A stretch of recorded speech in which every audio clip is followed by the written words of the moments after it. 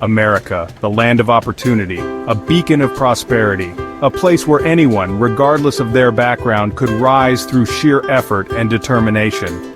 This is the myth we've been sold for generations. But in truth, the wealth and power in this country have always been concentrated in the hands of the few, while the majority struggle to survive. The numbers don't lie, and neither do the lived experiences of millions of Americans who have been left behind. The 1% have become the 0.1% holding more wealth than the bottom 90% combined. This isn't just a statistic, it's a system designed to benefit those at the top, while keeping the rest of us fighting for scraps. And while we've been told that hard work leads to success, the truth is that the game has been rigged from the start. The rich get richer, and for most the American dream remains an elusive myth.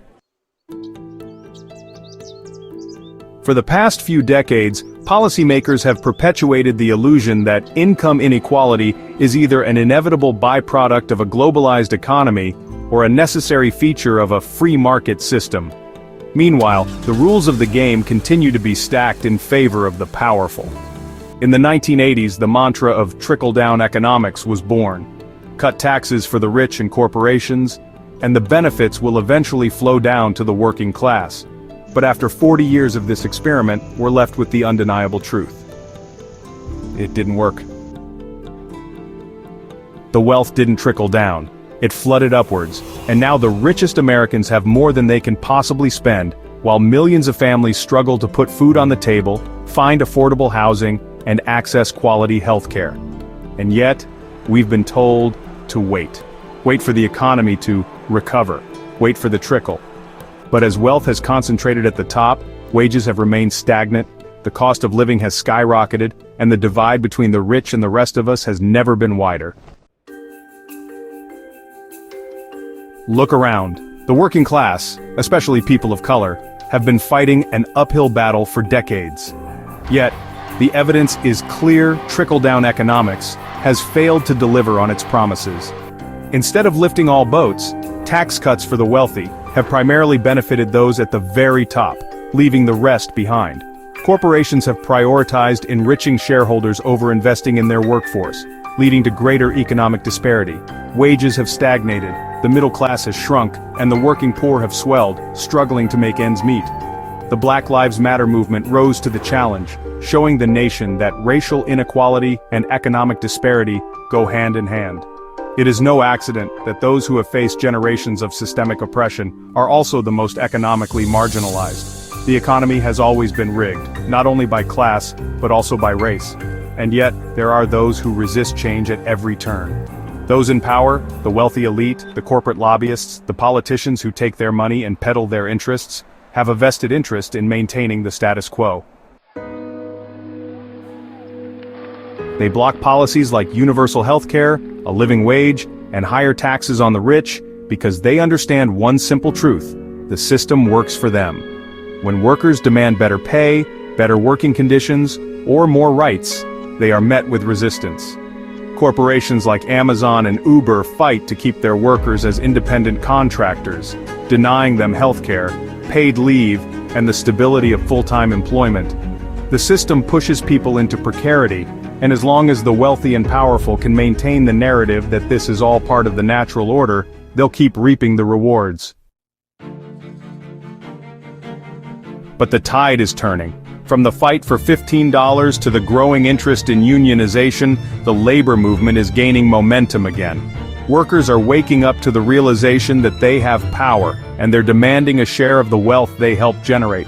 The push for a universal basic income, the growing popularity of policies that promote wealth redistribution, and the increasing calls for reparations are all signals of a rising consciousness.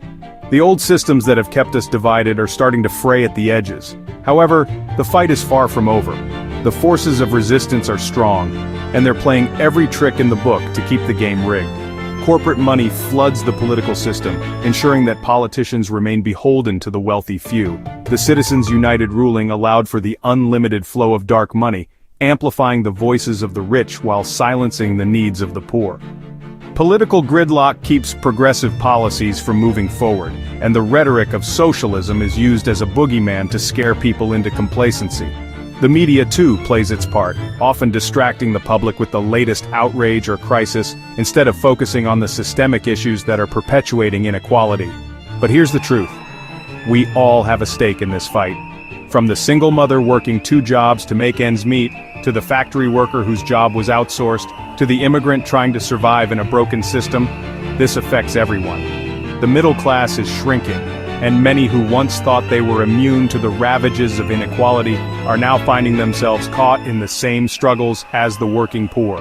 White Americans, Black Americans, Latinos, Asian Americans, we are all facing the consequences of a system that favors the few over the many. And if we don't act now, the gap will only continue to widen until we reach a breaking point. So, what must be done? First, we must reclaim our democracy. The power of the wealthy elite is only as strong as the institutions they control. We must demand campaign finance reform that limits corporate influence, and support politicians who are willing to fight for the public good over corporate interests. We must overturn Citizens United, push for public financing of elections, and reduce the influence of money in politics. Second, we must push for bold economic reforms. A universal basic income, a wealth tax, and stronger labor protections are essential for addressing the deep divides in our society. We must demand that the wealthy pay their fair share in taxes, and stop using loopholes to hoard wealth. We must expand social safety nets, ensuring that healthcare, education, and housing are available to all, not just the privileged few. Third, we must tackle racial inequality head-on. The fight for economic justice is incomplete without racial justice. We must acknowledge the role that slavery, segregation, and discrimination have played in creating and maintaining economic inequality. Reparations are not just a moral imperative, they are an economic one. We must repair the damage done to communities that have been historically disenfranchised, particularly Black Americans, who have borne the brunt of systemic racism for centuries. Lastly, we must build solidarity across communities. The divide and conquer strategy has worked too well for too long. Working-class Black Americans, Latinos, immigrants, and white Americans, we are all in this fight together. We must unite, not divide, and fight for policies that lift all people, not just the privileged few. Only through collective action can we challenge the systems of power that have kept us apart. America's story isn't over, but for it to truly live up to its promise, we must acknowledge the truth of where we are, where we've been, and where we need to go. The needle must move, or we risk losing everything. The fight for economic and racial justice isn't just for the poor or the marginalized, it's for all of us. Because when one of us suffers, we all suffer.